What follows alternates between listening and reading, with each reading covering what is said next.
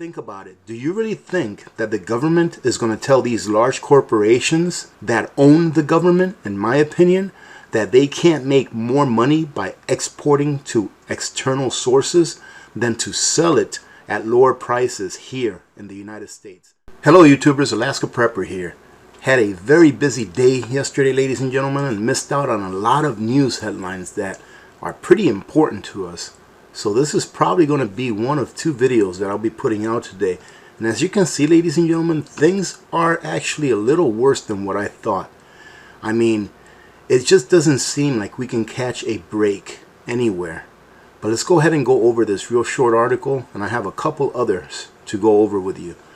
USDA Crop Tour warns that this mega drought is impacting corn and soybean yields as well. And as you can see here, as of the latest map that was released showing our drought areas in the US, it just seems to be getting worse. Hopefully here in October and November, we will get some very much needed rain, as that is the rainy season for the Midwest to the West, but we'll just have to see what happens. Even if we do get some very much needed rain during that late part of the year, ladies and gentlemen, it's really not going to help too much as far as the harvest that will be produced for this year's crops. Here it says that crop conditions for soybeans and corn have worsened in the latest crop tour findings in the US, which confirmed hot and dry weather this summer has taken a toll on yields. And wait till you hear how much of a toll it's taken. According to the USDA's crop tour that shows if soybean is in good to excellent or bad condition, the condition has dropped by 3% in just 1 week, ladies and gentlemen. I remember reporting about a week and a half ago or so that the good to excellent condition soybean was 60%, and now it's 57%. And before it had dropped from, I believe it was 62% to 60% in 1 week, and now it's dropped by 3% to 57%. So we're getting pretty close to that 50% mark, which is just going to mean that food prices, ladies and gentlemen, in general, is going to skyrocket, because there's 3 or 4 main items in the US that is used in almost everything. That one is corn, soybean, wheat, and sugar. And all of those crops are not doing very well. The USDA found that corn also fell 2%. From 64 to 62%. The data is suggestive that this summer's mega drought, and don't let it fool you, ladies and gentlemen, this mega drought is not a one-season thing. This is going to go on for several years. So they say that this summer's mega drought and the back-to-back heat waves across the northwest of the US and Midwest are taking a toll on all crops. Not just a couple, but all crops. The latest drought monitor data shows that the US West continues to experience a severe drought. Ladies and gentlemen, this is so important that you prepare for this, because this drought is not going to last 1 year or 2. It's already going on, I believe, 7th year that this drought has been happening in the Midwest to the West, and it still has a lot to go. The closely watched supply and demand report slashed estimates for corn yields and stockpiles. World inventories for wheat were reported near a 5-year low.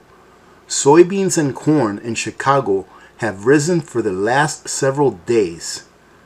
So the futures are rising. What does that mean? That means that prices are going to go up in the supermarket. Now wait till you hear this one, ladies and gentlemen. There's a part in this article here that is pretty disturbing as to how much of a harvest we're going to have this year due to the losses that we are currently having now. Drought brings lower bushels of grain, affecting grain elevators and markets. Grain elevators rely on bushels of grain to stay in business, but with the drought comes less bushels, which means the elevator takes a hit. It's going to be a struggle for us, this elevator owner said, this year. Right now, the spring and winter wheat are the commodities that are struggling the most. So here, in the last short article that I read for you, they were saying how badly corn and soybean is doing, but wheat, the commodity that we rely on the most, is the one that's struggling the most. And he continues to say, 3 years ago, we were so wet here that there was enough water to float Noah's Ark. But this year just dried up, and we just don't have a lot of bushels here to work with. They have seen a lot of price differences and variations in commodity prices between spring wheat to winter wheat, because the winter wheat was good in the southern part of the country, he said. The crop in Oneida is running anywhere from 20 to 60 bushels per acre. On a normal year, it would produce 50 to as high as 100. So ladies and gentlemen, we're looking at 30 to 40% less of a yield in the bushels of wheat.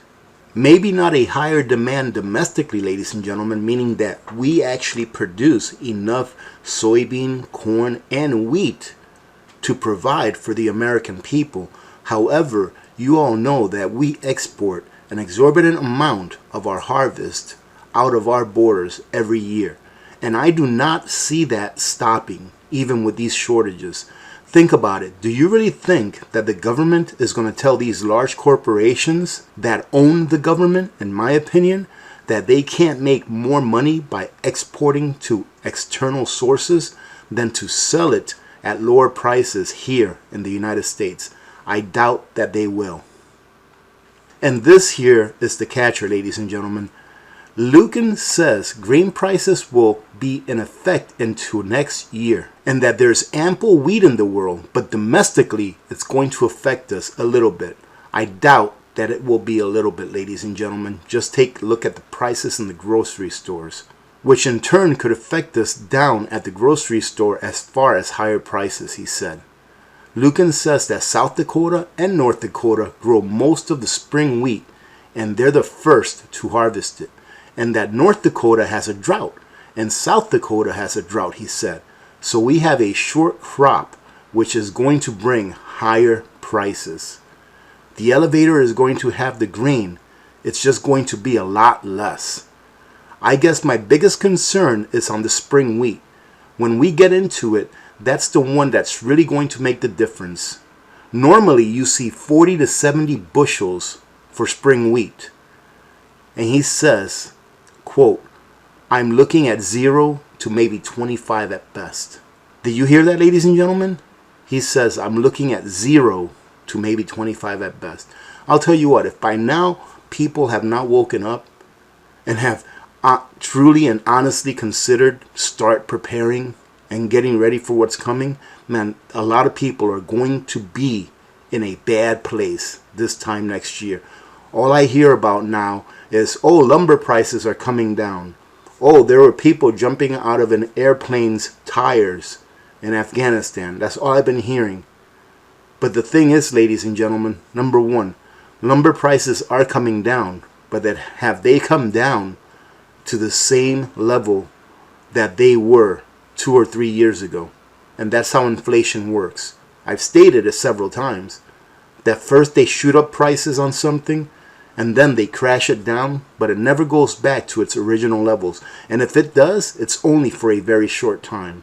And he finishes off by saying that although they haven't seen any spring wheat come in yet, he said that the quality is going to be an issue. Beef prices continue to soar, and now steakhouses are noticing this. And they're noticing this in a time where they're not as busy as what they've normally been in the past. Steakhouses are an iconic part of the American dining out culture, but the resurgence of this health crisis and soaring beef prices could diminish the appetite of steakhouse chains. The $5 billion U.S. premium steakhouse sector serves up to $60 ribeyes and is usually frequented by business account-wielding executives, corporate events, and tourists in the popular metro area. And they continue to say that besides this health crisis scaring away people from eating indoors, that high-end steakhouses are also battling surging beef prices, with wholesale prices rising more. Wholesale prices, ladies and gentlemen, rising more than 40% in July than 1 year ago. It's not just steak. All other sorts of wholesale prices for foods essential for steakhouses have increased in the last year. Higher wholesale costs are particularly damaging to steakhouses because it erodes profit margins. Now consider this, ladies and gentlemen. You went out to a steakhouse last year and you bought yourself a nice steak dinner, all right, for about $50. And now you go to the exact same steakhouse and you order the exact same dinner. And if you're lucky enough to get the same size steak and the same size portions, now you're paying, instead of $50, you're paying $70 to $80 to $90 for the exact same thing. And we'll finish it off with this. If the economy, as the Federal Reserve and the government say, is doing so well, then why is it that they felt there was a need for SNAP to go up by 25%? This constitutes the largest single increase in the program's history, which is a significant and permanent increase in benefits. The increase is projected to cost taxpayers an additional $20 billion per year, which that doesn't even worry me anymore, ladies and gentlemen, how much it's going to cost or how much the government is spending on this, because it just doesn't matter anymore. We are going to continue to pay more for everything. We are going to continue to be taxed more on all taxes that we pay, and things are just going to continue to get more and more expensive. As I've stated in the past, prepare for your standard of living to be slashed in half, or at the very best, to greatly be diminished, meaning that your labor is going to buy you less stuff. It coincides with the end of a 15% boost in SNAP benefits that was ordered as a health crisis protection measure. The Agriculture Secretary said the change means that the U.S. will do a better job of providing healthy food for low-income families. It will move the amount of the average monthly per-person benefit for qualified recipients from $121 to $157. Ladies and gentlemen, that doesn't sound like a lot, and it's not a lot. But when you take that $36 increase and you multiply it times 42 million recipients, that's a lot of money. Never think for a moment this is all about feeding the poor. It is about pumping up the GDP and profits for big companies. And exactly, ladies and gentlemen, who is going to benefit? What big companies are going to benefit from these SNAP increases? All of these large corporations are going to benefit from these large SNAP increases. It continues to say that, unfortunately, whenever the government increases its role in any sector of the economy, history shows it generally has a profound effect on the prices charged to consumers. And in this case, the prices are going to go up for everyone. Look at how everything is coming together, ladies and gentlemen. Corn, wheat, soybeans, food prices going up. And then on top of that, put in your inflationary forces. Not even considering any geopolitical issues that are going on.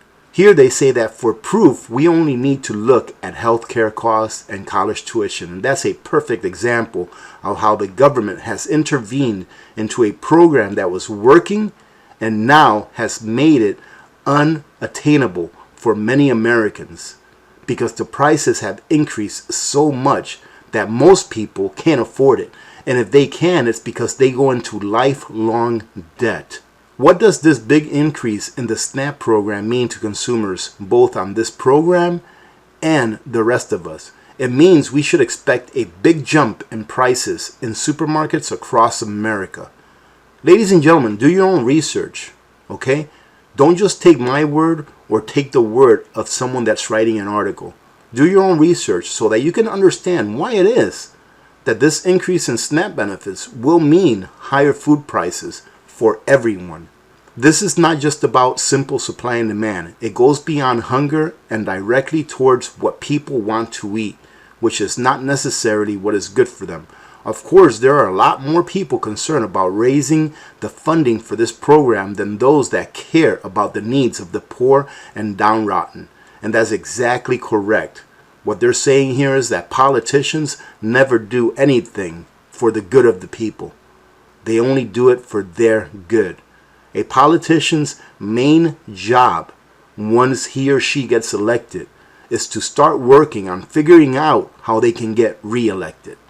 And for those of you that don't know, most politicians in Washington spend upward of 50 to 75% of their time raising donations for their reelection campaigns.